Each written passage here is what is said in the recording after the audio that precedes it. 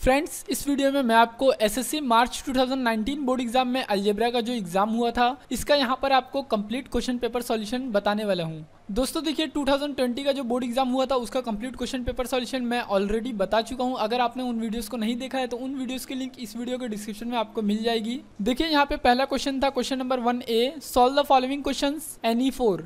यहाँ पे total 6 question given है, 6 में से आपको एनी 4 सॉल्व करना है, हर एक क्वेश्चन 1 मार्क्स के लिए। सो ये क्वेश्चन टोटल 4 मार्क्स के लिए था। पहला क्वेश्चन था फाइंड द मीडियन ऑफ 66, 98, 54, 92, 87, 63, 72। सो इसका आंसर आएगा 72 जब आप लोग इसे सॉल्व करेंगे।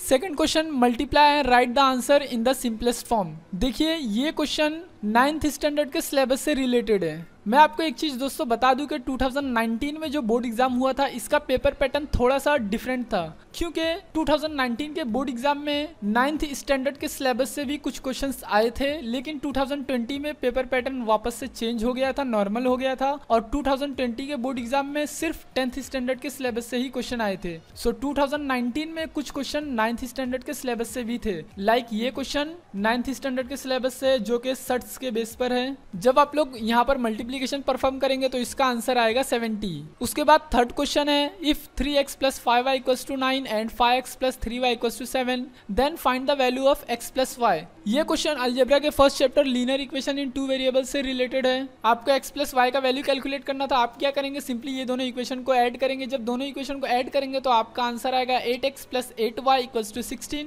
ये पूरी इक्वेशन को 8 से डिवाइड करेंगे तो आपका आंसर आएगा x + y = 2। फोर्थ क्वेश्चन है, write the ratio of second quantity to first quantity in the reduce form. First quantity है 5 डजन पेन्स, सेकंड क्वांटिटी है 120 पेन्स। देखिए सबसे पहले आपको यहाँ पे जो 5 डजन है इसे कैलकुलेट करना होगा। 1 डजन का मतलब कितना होता है, 1 डजन का मतलब होता है 12। सो 5 डजन का मतलब हो जाएगा 60।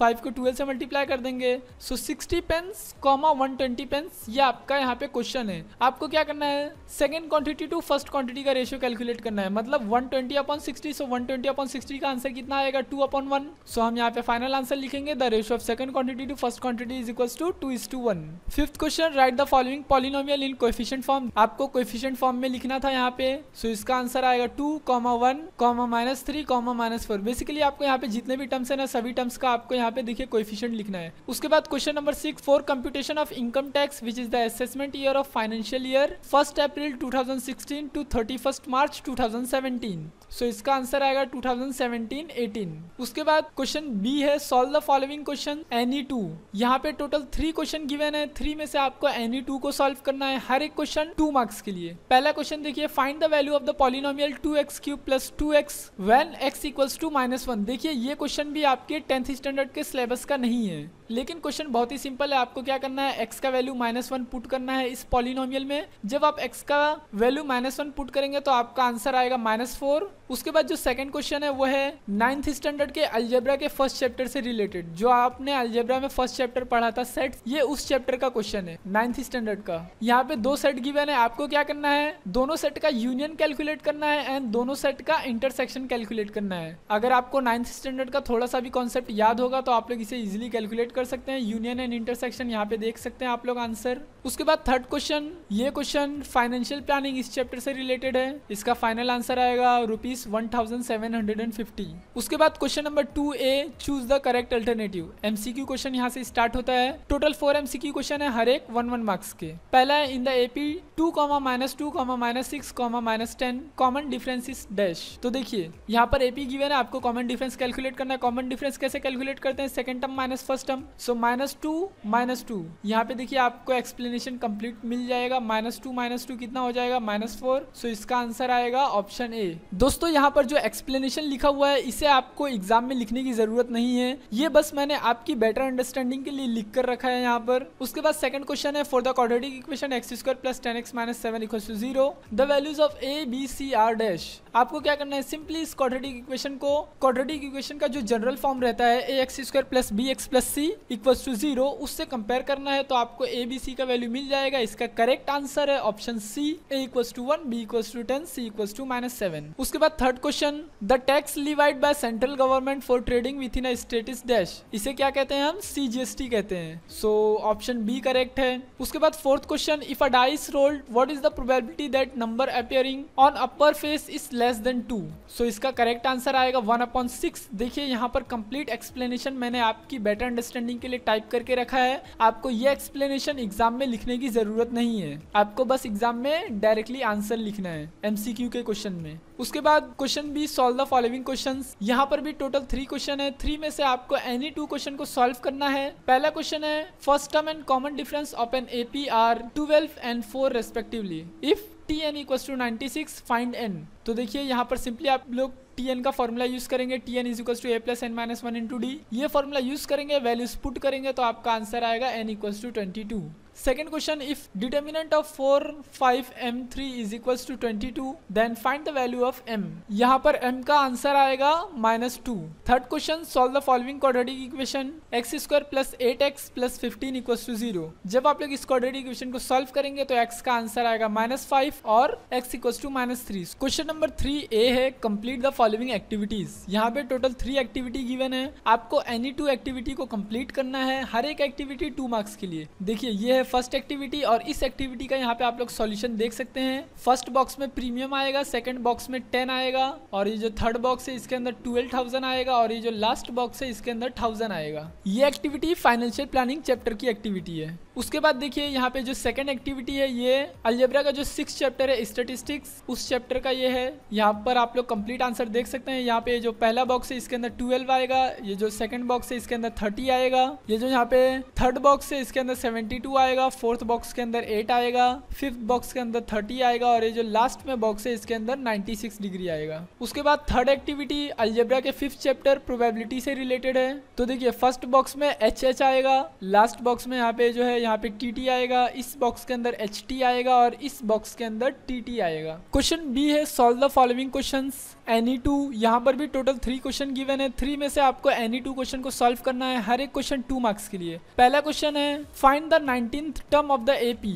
यहाँ पे AP गिवन है, आपको इसका 19th टर्म कैलकुलेट करना है। सो आप लोग यहाँ पे सिंपली Tn का फॉर्मूला यूज करेंगे, Tn is equal to a plus n minus 1 into D. उसके बाद देखिए सेकंड क्वेश्चन था, obtain a quadratic equation whose roots are -3 and -7। यहाँ पे क्वाड्रेटिक इक्वेशन के रूट्स गिवन है, आपको क्वाड्रेटिक इक्वेशन बनाना है। तो पहले रूट को हम अल्फा एज्यूम करेंगे, सेकंड रूट को हम बीटा एज्यूम करेंगे एंड देन उसके बाद क्वाड्रेटिक इक्वेशन का फॉर्मूला यूज करेंगे, x² minus alpha plus beta x plus alpha into beta equals to 0। So इसका आंसर आएगा x² plus 10x plus 21 equals to 0। उसके बाद third question, 2 numbers differ by 3, the sum of the greater number and twice the smaller number is 15, find the smaller number. ये question linear equation in 2 variables इस chapter का question है। सबसे पहले हम assume करेंगे let the greater number be x and smaller number be y and then उसके बाद जो भी यहाँ पे क्वेश्चन के अंदर कंडीशन गिवन है उस कंडीशन के बेस पे यहाँ पे इक्वेशन बनाएंगे। ये दोनों इक्वेशन को हम सब्ट्रैक्ट करेंगे तो हमारा आंसर आएगा 3y equals to 12। So y का आंसर आ जाएगा 4। y हमने क्या एज्यूम किया है, y है स्मॉलर नंबर, हमें क्वेश्चन के अंदर कैलकुलेट करना था स्मॉलर नंबर। सो हम लिख देंगे यहाँ पे द स्मॉलर नंबर इज 4। उसके बाद question number 4, solve the following equations any 3। यहाँ पर टोटल 4 क्वेश्चन है, 4 में से आपको एनी 3 क्वेश्चन को सॉल्व करना है। देखिए पहला क्वेश्चन अर्थमेटिक प्रोग्रेशन इस चैप्टर से रिलेटेड है। जब आप लोग इस क्वेश्चन को सॉल्व करेंगे तो आपका आंसर आएगा ₹10,200। बेसिकली इस क्वेश्चन को सॉल्व करने के लिए आपको SN का फॉर्मूला यूज करना होगा, SN is equal to n/2 2a plus n minus 1 into D. इस फॉर्मूले को जब आप यूज करेंगे तो आपका आंसर आएगा 10,200। उसके बाद सेकंड क्वेश्चन यहाँ पर है प्रोबेबिलिटी चैप्टर से related, a 2 digit number is to be formed using the digits 0, 1, 2, 3, repetition of the digits is allowed, find the probability that a number so formed is a prime number. सबसे पहले यहाँ पे आपको sample space लिखना होगा। Sample space में क्या आएगा, सैंपल स्पेस में यहाँ पे जो गिवन डिजिट है इस डिजिट से जितने भी 2 डिजिट के नंबर बनते हैं वो सभी नंबर यहाँ पे सैंपल स्पेस में आएंगे एंड देन उसके बाद यहाँ पे हमें एज्यूम करना होगा let event A is equal to number formed is the prime number. So ये जो सैंपल स्पेस है इस सैंपल स्पेस में जितने भी प्राइम नंबर है वो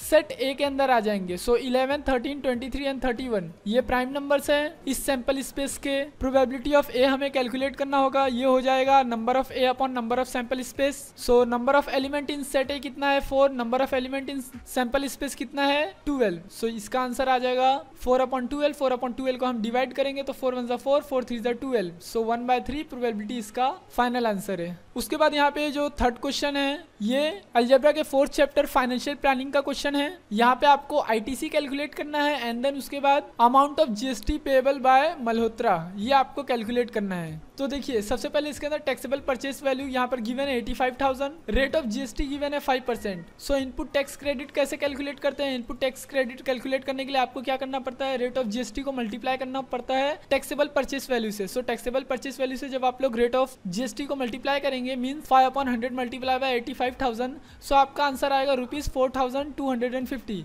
सो ये हो गया आईटीसी फर्स्ट क्वेश्चन का आंसर। एंड देन आप उसके बाद आपको क्या करना है, अमाउंट ऑफ जीएसटी पेएबल ये आपको कैलकुलेट करना है। तो उसके लिए देखिए क्वेश्चन के अंदर गिवन है सेलिंग प्राइस है 90,000। सो आउटपुट टैक्स हो जाएगा 5% ऑफ 90,000। 90,000 का 5% कितना होगा 4,500। सो उसके बाद हम यहाँ लिखेंगे GST payable by Malhotra is equals to output tax minus ITC. Output tax कितना है 4,500 माइनस आईटीसी, आईटीसी कितना है 4,250। सो ये सब्ट्रैक्शन परफॉर्म करेंगे तो हमारा आंसर आएगा ₹250। So the tax paid by Malhotra is ₹250। Question number 4 है solve the following simultaneous equation graphically. So देखिए यहाँ पर इक्वेशंस गिवन है x + y = 0 and 2x - y = 9। आपको इसे ग्राफिकली सॉल्व करना है। तो सबसे पहले क्या करना होता है, सबसे पहले फर्स्ट इक्वेशन के लिए ये टेबल कंस्ट्रक्ट करना होता है एंड देन उसके बाद सेकंड इक्वेशन के लिए टेबल कंस्ट्रक्ट करना होता है एंड देन ये जो दो टेबल हमने कंस्ट्रक्ट किया सबसे पहले फर्स्ट इक्वेशन के लिए एंड देन उसके बाद सेकंड इक्वेशन के लिए,